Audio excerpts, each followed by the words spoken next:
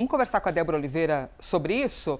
Alguns países, tanto que a gente está vendo aqui no Brasilzão, né, Débora? Mas no quesito petróleo, combustível, nos Estados Unidos já tem problemas, em outros vários países, as gestões procurando, temos uma guerra, isso é um fato. Isso pode trazer problemas, que dirá para os que já têm problemas. Como é que a gente vai resolver? Vai aumentar o preço? Vai segurar que está todo mundo na mesma loucura?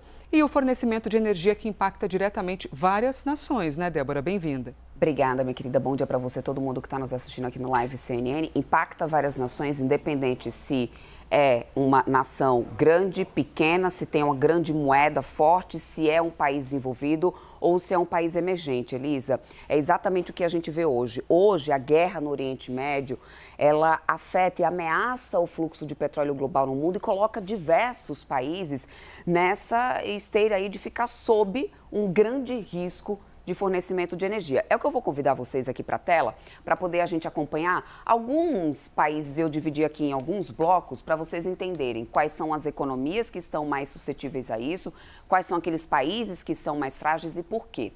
Primeiro de tudo, olhando para as economias que fazem parte, inclusive, do G7. São grandes potências econômicas que têm moedas muito fortes, mas que ainda têm uma dependência muito grande de importação de energia para conseguir colocar essas economias para funcionar.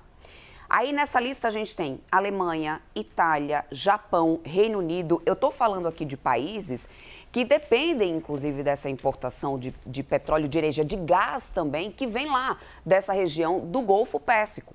E que, portanto, diante dessa situação de uma guerra e de muita incerteza, acaba tendo as suas economias afetadas, acaba também tendo o sentimento de segurança de produtores, de consumidores, isso afeta bastante. Só que isso não fica só nas grandes economias aqui do G7, não. Se a gente parte aqui para os países emergentes, aí o risco é duplo, Elisa, porque além da dependência de importação, a gente ainda tem a questão cambial. Porque aqui se tratam de moedas que não são fortes e que, por isso, então, sofrem muito mais com a pressão inflacionária. Aí eu estou falando do Kuwait, estou falando do Bahrein, estou falando da Índia, Turquia.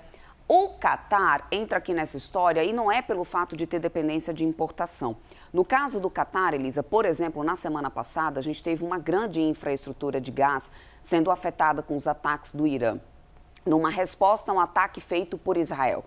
E o que acontece? Para que o Catar restabeleça a operação nessa infraestrutura de gás, ele vai levar pelo menos até 5 anos, essa expectativa feita. O que significa que, por ano, o Catar já vai ter um impacto negativo de 17% da sua exportação de gás. O que significa menos, obviamente, dinheiro para uma nação como o Catar, que no final das contas vai sofrer esse impacto. E aí, no caso, não é pela importação, é pelo impacto feito à sua infraestrutura. E aí tem aqueles países que são mais frágeis ainda, porque já enfrentam muitas guerras civis em algumas situações e já tem um problema fiscal gigantesco.